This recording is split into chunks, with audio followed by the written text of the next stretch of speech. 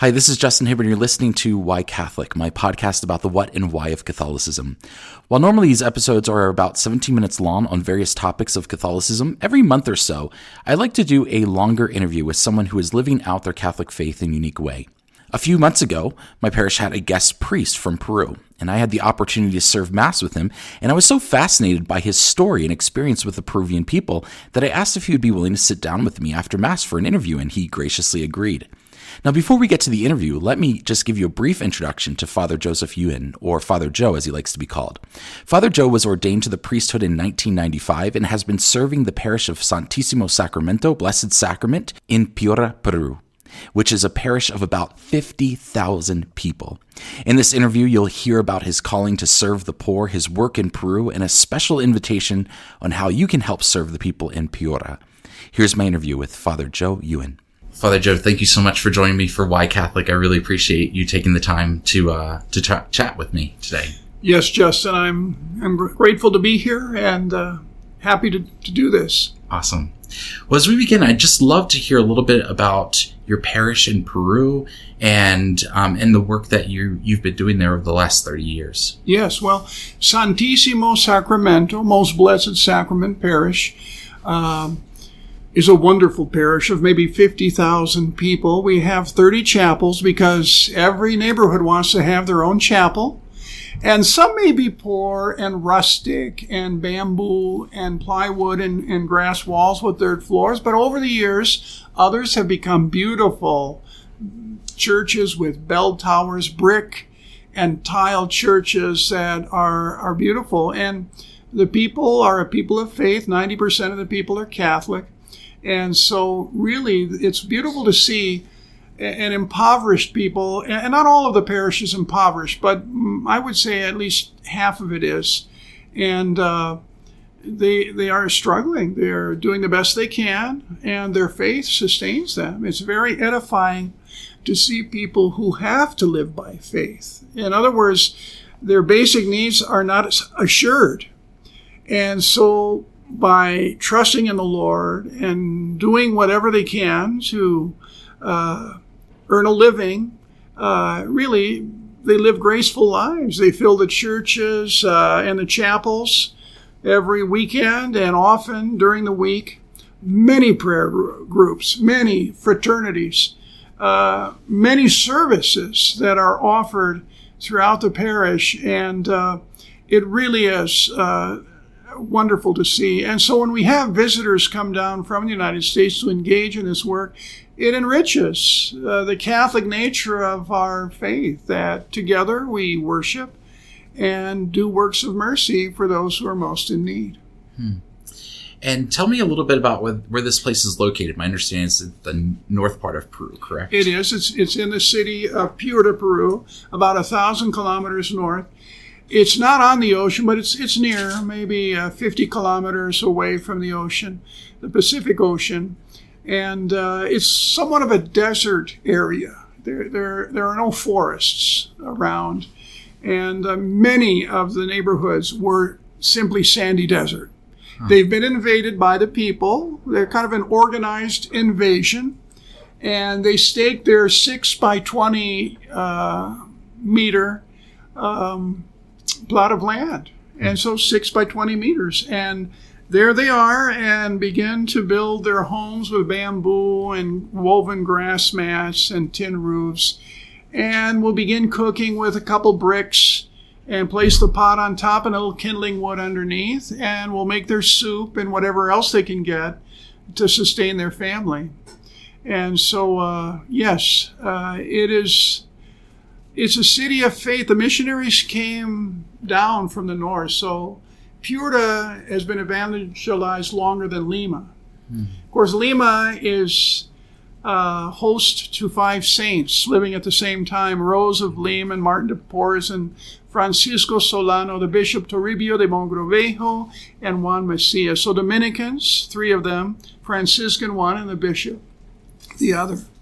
That's amazing. My daughter's patron saint is Rosalina. Yes, so, wonderful young woman of service and especially prayer. Yes. Well, awesome.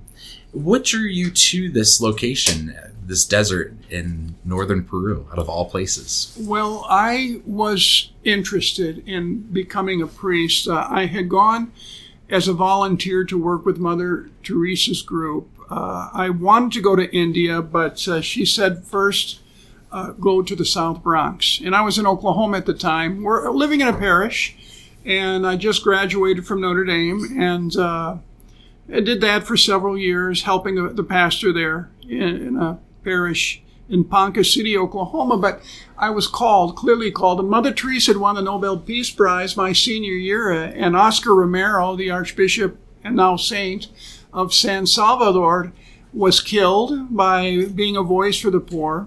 All of those examples were striking me and calling me to do something with my life for the Lord. And so I wanted to learn from Mother Teresa and what she was doing with the poor. And so went to the Bronx and worked in a shelter. And we had a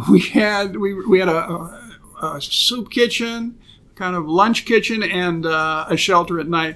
And many of the people who came, it was a men's shelter, came in from hardened life on the streets and would spend a time at the shelter with us. So I helped bring them in with the sisters every evening. And so, yes, I was learning. And I actually began my journey to the priesthood because the sisters kept telling me we need priests. And I was seeing them bring in local priests to help these poor and the hardened. I said, wow, the church is alive. It's in the midst of the South Bronx and all the homelessness and the violence. And here Jesus is in his church through his ministers, the sisters and the priests and volunteers.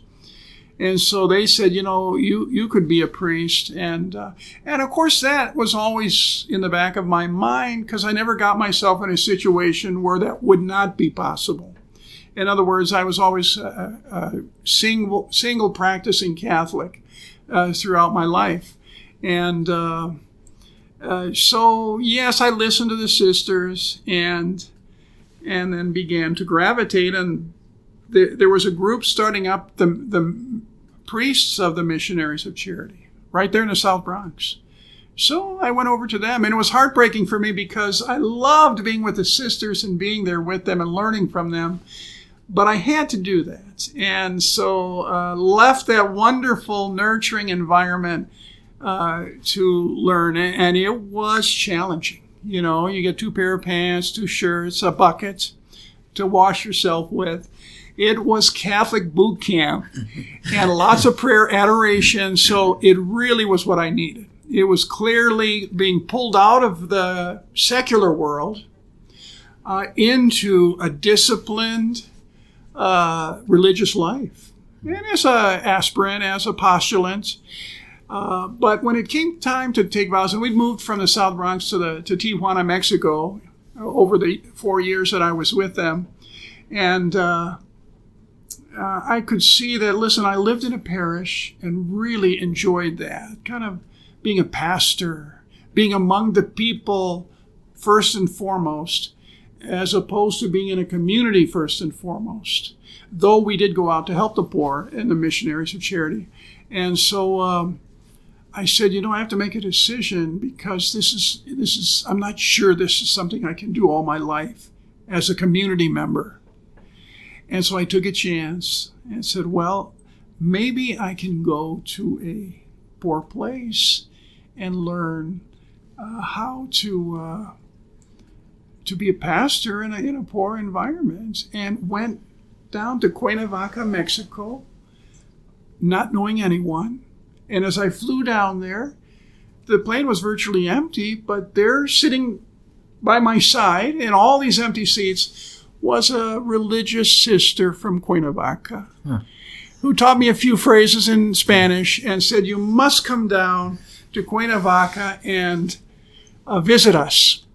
And so I did, and I arrived and got settled a little bit. I didn't know anyone in Mexico City, and visited all the churches and went to the Eucharist, and was just finding my way on my own. And finally got down to Cuernavaca, and when I got off the bus, went over the ridge that was in front of the bus station, like something was hiding behind it. So I went up over the ridge, and looking down among it, all these homes built out of rustic material. Really, they were shacks. And people living in them. And it was like the Holy Spirit just pushed me, go in there. And so into that neighborhood I went, and was moved, and found a family who could allow me to live with them for the next 4 months. So I lived in the shacks for 4 months and learned the mosquitoes. One night, one of the first nights, a rat hopped into the house, and it was just a one-room house practically. And I said, "There's a rat." And the family kind of looked at me and said, "Yeah, it's a rat," as if that's just part of the reality. And lo and behold, after a few days, I said, this was a nice romantic idea to come but I can't do this. The mosquitoes, I sleep in my clothes, and it was nice, but no. And lo and behold, I was kind of standing on a little bridge that went over a kind of a sewage canal, a small bridge, small one, just a 3-meter bridge. And lo and behold, as I stood there on that bridge, it came down. I had made my decision. It was a nice try, but and it came down. The grace came down and said, "Yes, you can. You're going to do this." And lo and behold, for 4 months, I lived there and learned the gallinas, the roosters were crowing early in the morning right next to my bed. And I got up, and the women laughed that I went out to the little water pool where they were washed clothes by hand, and I was trying to learn how to do that. And they just smiled and laughed, but really became friends with many in that neighborhood, practically with everybody. And it was a great experience. And really, it was from there that I went to the Missionaries of Charity in the South Bronx. And then from the South Bronx, I then went to, let me think about this, to Guatemala, where Father Stanley Rother had been killed. He's our first martyr here in the States. He's blessed. He's from Oklahoma, and my family, I'm really from Oklahoma. Since 5th grade, I'm from Oklahoma. And and so I learned about that. He gave his life. Then I went down to El Salvador. Oscar Romero gave his life, and he was revered by the people of El Salvador as a man, a voice for the poor. And I was learning about being Catholic in these conflicting circumstances. Really, it's with death squads and violence and death. Really. Well, did that ever deter you? Did you ever think, man, this is a dangerous place to go, or did that attract you? Yeah, I guess it did, because it attracted me, because, I had nothing to lose. No one was dependent upon me. And I do have 5 brothers and sisters. My mom, who's very Catholic and faithful, but I had found something that was worth living for and worth dying for. This was a vocation. This was a calling to be among the poor and understand that many of them have been killed by death squads and such, and they were innocent of this. Oscar Romero was innocent. He should not have been killed, but he had to speak on behalf of the poor, and that brought about his death. And the oppressed, he spoke on their behalf. Well, yes, so I stayed in Guatemala and learned a lot from there for about a year. I actually studied a bit of theology with the Jesuits at the University of the Franciscans. Let me live in their kind of little monastery, go to University of Raphael and Hibbard and study theology. I had my psychology degree from Notre Dame. And I finally went back to Mother Teresa's soup kitchen and then moved over to the priests that were being founded and enjoyed them. Yeah. And it was difficult. Let me see if I can figure this out. I wanted to go to Peru because they'd killed 3 priests. So when I left the Missionaries of Charity Fathers, that's what I did. I went down to Peru and was received with open arms. And there were priests that knew me that were kind of helping me a little bit financially, at least, to get airfare and things like that. And the bishop received me, so I've been there since 1993. Wow. Yeah. And so you've spent your whole time as a priest there in Peru. I was ordained there. Yes, I had all my studies done, to tell you the truth, by the time I got there.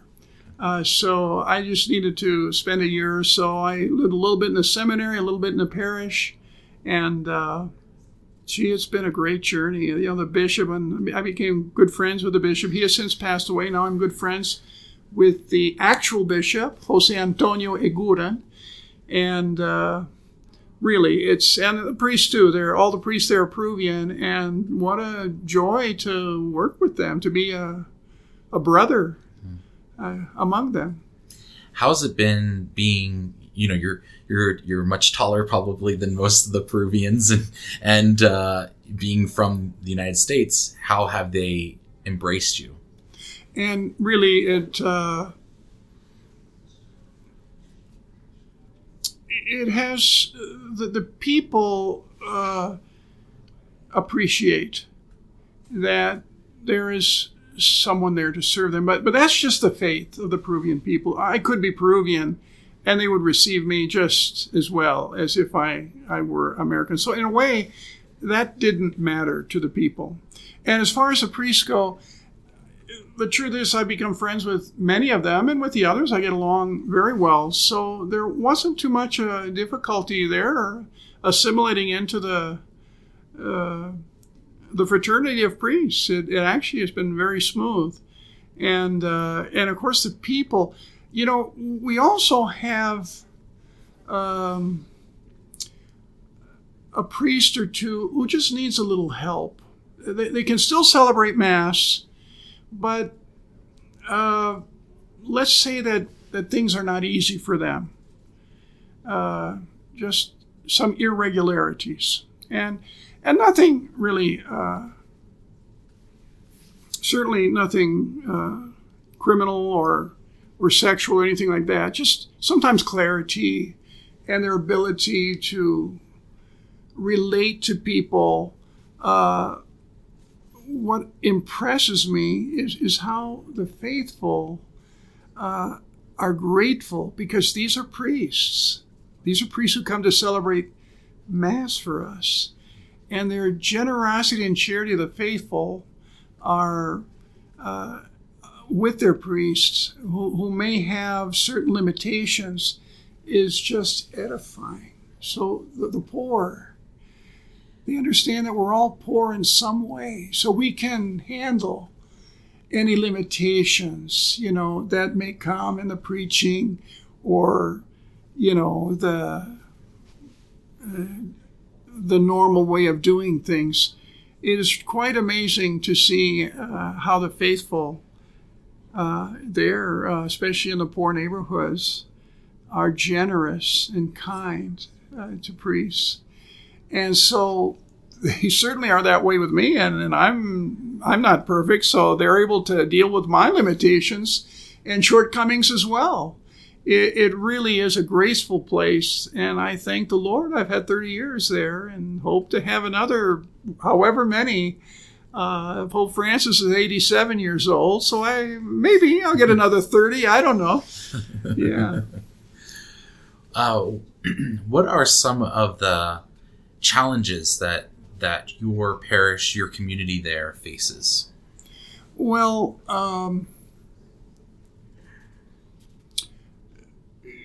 since about 90% of the people are Catholic, really the challenge is making sure they're all served. And we have a number of priests from religious communities that don't have a parish. And so we will engage them in the parish, especially on weekends, so that we can have maybe up to 10 or 12 chapels of the 30 celebrating Mass. And they're well chosen so that throughout the parameters of the parish, people can get to Mass and confession and ask the priest to come visit the sick, after Mass and things. So thankfully, service is given. But that I find to be the greatest need of the people. They believe in the priestly ministry. They want the blessing. They want the sacraments. And they are constantly asking for them. Constantly. So even that's why I'm only up here for 2 days. I know I'm being looked for and requested right now in my parish, and I want to be there. I enjoy being available. And not only in my parish, sometimes from other parts of the city, they'll come to look for me. It's a joy to be able to serve. And thankfully, we have many seminarians. We just ordained 4 new priests. Wow. And I think another 4 deacons. So we do have vocations, and it's important to serve the people. But I would say that would be perhaps the greatest challenge, is making sure the people are well served in their faith. Yes, because there are about 50,000 people. You can imagine making sure 50,000 people are well served in their faith. And that's just my parish. I mean, we have a dozen parishes in Piura. We have about half a million people. So I'm about 10% of the population. Other parishes have the same kind of dynamic. Yeah, that's awesome. Yeah. What, you're here in Park City, which is one of the bougier cities in the United States, I think. And there's a lot of wealth here. What can we learn from the poor? Yes, and I believe that seeing how they live by faith on a daily basis. In other words, we need the Lord. Our assurance is not in monetary or material goods. We need the Lord, and we do go to Mass, and we pray, and we trust in Him. And this is what we find in the poor. And there's a certain joy and acceptance and gratitude. Some can break the cycle of poverty. Some can, and improve. And the truth is, many have. And I would invite, the people here in Park City also to understand, listen, it's important to live by faith every day and not find your assurance in the material goods, and maybe even reduce the security of all those material goods that you have, so that others who are in need can, in fact, have a better opportunity to develop and at least have the basics to live their vocation. As I understand it, poverty can be a virtue, and many take a vow of poverty. However, poverty is an evil when it is an obstacle to one living their Christian vocation. So many talents and gifts and a calling from the Lord, maybe to be a surgeon who will discover something that has never been known before. I mean, these are kinds of talents I think that many of the poor have. They have a unique and extraordinary. Thomas of Aquinas was different than others, and he suffered for it. And yet look what the gift that he gave us in theology. Well, I believe there are many Thomas Aquinas among the poor, and it's a tragedy that they are never, their gift and talent was never developed or discovered, because poverty simply said, no, you're not going to have a good health, you're not going to have good housing, and you're not going to have good education. You're just not going to develop. And so you'll do some good things. You'll be a good person, maybe even a holy, saintly person, but the gifts that you were given will never be developed. Poverty is kind of like that. I think that's one of the devil's works, is to make sure that gifted people never develop those beautiful transforming gifts, transforming for all the world, and they just go by. And it's a tragedy. Tragedy is not that something bad happens. Tragedy is that it didn't have to happen. And so we really should encourage those who are really comfortable to open their eyes, to make a mission trip wherever it is, wherever it might be, and to see, let me get to know the poor. Let me come among the poor and see, maybe there are some talents here that need to be developed. And some of my resources could help them. I think that might be an idea for many who are very comfortable with their material well-being, because there are a lot of people who are not, and they're struggling. And some can be very graceful and accepting of their reality. It's such an interesting point. Like, I never really thought about that poverty can be an evil because it traps people and doesn't let them develop. When we think of wealth, you often think of wealth being the evil and the love of money being the root of all evil, but it's the same kind of thing. Wealth can be used for good, but it also can be a trapment that keeps people enslaved and evil to it. So it's very interesting. I had the opportunity to go to a mission trip in Guatemala, in Antigua, and this was years and years ago, and we were helping. My wife was helping the ladies make dolls as a way of generating income, and a friend of mine who's in construction, he and I built a house for someone who was running away from her husband, who was abusive and alcoholic, and I was so struck by the generosity of those people. I mean, dirt floors and tin roofs, and the house that we built was not a house; it was a shack. It wouldn't have passed any codes here in the U.S., but they were so grateful for it, and it was eye opening. And I've always had this kind of mindset of like, there are people that are trapped in this poverty. Yeah. How can people here get involved? I mean, certainly they can give, and I'd love to hear about that, but more than that, maybe even, like you said, doing some missions. I think doing some missions, but also they can research. Sometimes these topics are not easily found online, so you'd have to know where to look and such. But perhaps, with the own expertise that people who are financially successful, with the expertise in their area, whether it's medicine or architecture or engineering or art or music or something, that they could research what can be done for the impoverished in my area of expertise, and learning and listening and finding out ways that their expertise could actually be very empowering to the poor in these kinds of programs. It strikes me that would be a way, whether they go or not go, if they can find the right research to look.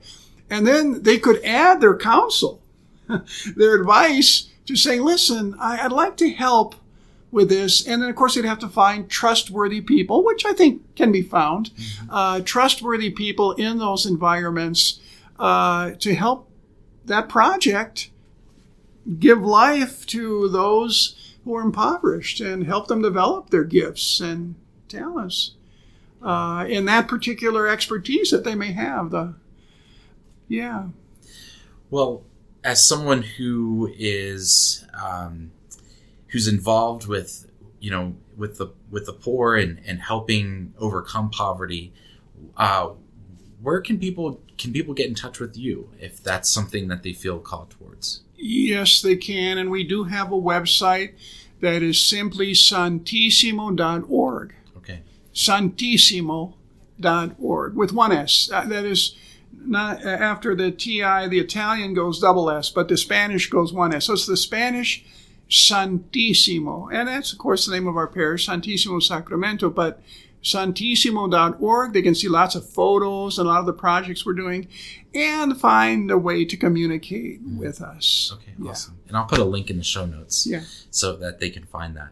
What are some of the projects that you guys have going on? Well, we've been able to get tractors out to our farmers. So our farmers are out there, and they struggle. They have suffered greatly because the banks were putting too much interest on the loans. So we started a microloan program for them with very minimal interest and tractors and things, and really helping them to do better with the rice and the beans and the cotton that they were growing.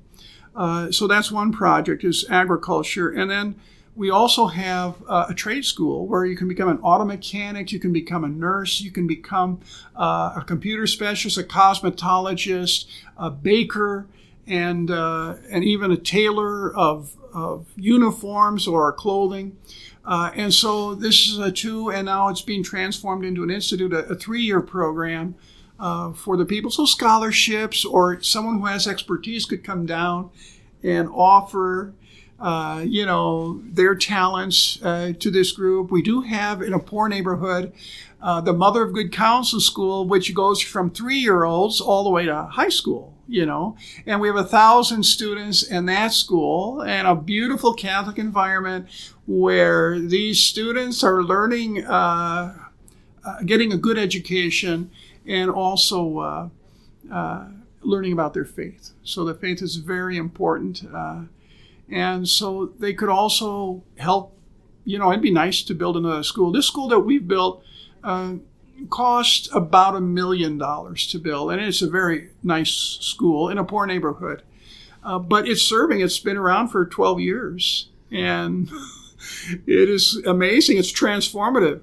I just think, wow, another school like that needs to be built someplace here in Piura or anywhere. That as long as you have a parish or a group that are trustworthy to do that. There are lots of poor places around the world in need of good education, which really does break the cycle of poverty. Good education. And also we have microloans for enterprise, or just gifts for enterprise, like making a small store of basic goods in a neighborhood that doesn't have a store. And next thing you know, this family now has a considerable income because they're providing a service to the neighbors in a poor neighborhood. So we help that happen by donations and starting up. Some need a vehicle, and that is an industry. Most people don't own vehicles, so taxis and motor taxis are an industry of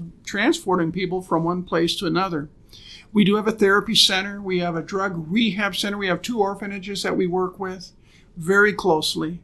And they've got 60 girls in one. And that the girls' home is more of educating girls from threatening environments. So they may have family members they could go back to in the jungle or in the mountains, but it's a threat to them going back, so they stay here. So some are not exactly orphans. And the other one that's near the parish is, in fact, an orphanage run by religious sisters. They're both run by religious sisters. And so they have another 60. Some are babes, maybe about 10 babes that you can go and hold in your arms. And the others have formed within the orphanage kind of a family. And it's an all-girl. The babes are both girls and boys, but the older ones, let's say from 4 years or 5 years older, are all girls. Mm-hmm. So yes, there's that work, and nursing, medical. We have a clinic on campus at the parish, and physicians can come down. We have a good relationship with the physicians in Piura. And so, but yes, many of the poor need help for their health and can't get it.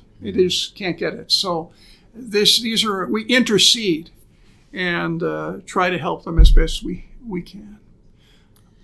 I was struck by today in Mass, you were talking about some of the miracles that you've seen. Yes. I would love to hear maybe a couple of stories that really stand out to you. Yes.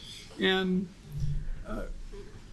really, I've probably in the 30 years have seen 14 Mary Magdalenes who are beautiful. Remember, Mary Magdalene is a saint. She was freed from 7 demons. She loves Jesus and looks for Jesus and is really our first, so to speak, biblical witness to Jesus' resurrection. And Mary Magdalene is a saint, but she wasn't. And she became one. Well, I've seen about 14 of these Mary Magdalenes in the 30 years. They are saints. They're good women now who are filled with joy and transmitting the faith to others. They're catechists now. But they weren't. They weren't. And to see that happen is just, the gospel is real. I mean, this really happened in Jesus' lifetime, and it's still happening right here among us. And then, of course, others, we saw today in the gospel about Jesus freeing people from demons. And yes, people suffer and you know, they come and show supernatural phenomena of a real reaction to the name of Jesus and such, become very violent and uncontrollable. And sometimes bleed from their ears and eyes and nose and such right there in front of you. And then, of course, speak unknown languages and such, and yet the family is very concerned. They come and they've suffered, and so we pray. And I remember, and yes, there is a graceful response eventually. Sometimes at that time, and sometimes a little bit later. One young man, his family is a family of fishermen on the ocean. And they came in and they said, he just can't talk anymore. And this was a man who went out fishing, young man, maybe about 21 years old. He just can't talk anymore. Something happened. He met somebody and he became, like never before, offensive to his mother. And of course, that family was revered in their respect and grace. And to see this very unusual thing happened, and now this young man couldn't speak. So that's the data they gave me. So I asked him, and he wrote down, a woman dressed in black has her hand over my mouth, and she's got 2 big things at her side. They're powerful. I can't speak. So I offered him the Divine Mercy phrase, Jesus, I trust in you. And he and his family went back to the ocean and began to pray that. And after about 5 days, they came back with fresh fish they'd caught. And the young man came back. He was speaking. He said, thank you.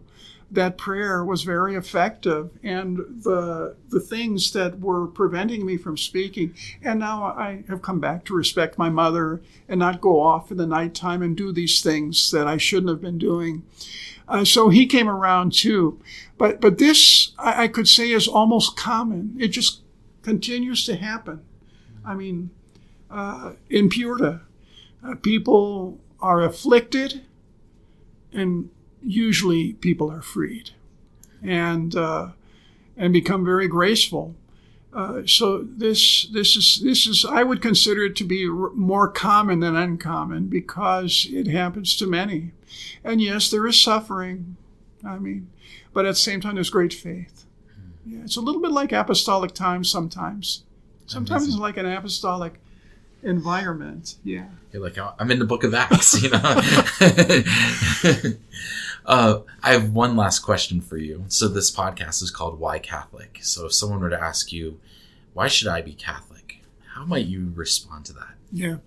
Well, of course, the Church appreciates, and in the Second Vatican Council, Nostra Aetate, it's the document on world religions, and appreciates the good that can be found in any religion. So a real humble recognition that, yes, there are many good commandments and an openness to the infinite and divine in most religions. And so the Church appreciates that. But why Catholic? And my response to that would be because there is found in the Catholic faith a fullness of being a religious person. And of course, there's a contact with the divine through Jesus Christ in a way that is incarnate and really immanent. It's not like it's over there or beyond. Though there is great transcendence and eternity, of course, in God, but it's here within us and among us. Behold, the kingdom of God is among you. And I believe that the Catholic faith has a fullness to that mystery of finding the divine and the holy and the salvation in Jesus Christ with all that she has, with her sacraments and her saints and the great writings that have been given through the years. And there's really a good book written by Thomas Wood about how the Catholic Church built Western civilization, the university system, geologists, archaeologists. I mean, these were Catholic, either Catholic canons and priests. I mean, Copernicus was a canon, a Catholic priest. So really, why Catholic? Well, there's such a fullness. It has served me well for the 65 years that I've been alive. Well, thank you so much, Father Joe. Thanks for being here and ministering with us here in Park City, and just wish you God's blessings as you go back to Peru and the people of Peru as well. So. Thank you, Justin, and God bless you. I don't know about you, but the call to serve the poor can seem overwhelming at times. Where do we even begin? When I give to charity programs, I wonder if it's even making a dent. But I really love how Father Joe frames poverty. On one hand, it can really teach us to rely on God's provision. And so in that sense, we can learn from those who have serious needs. But poverty can also be a thief, taking away an opportunity for someone to excel at something if only they had that opportunity. It's not always about giving money. Sometimes it's about providing someone with an education that would give them a boost in life. In the show notes, I've linked to the website for Santísimo Sacramento.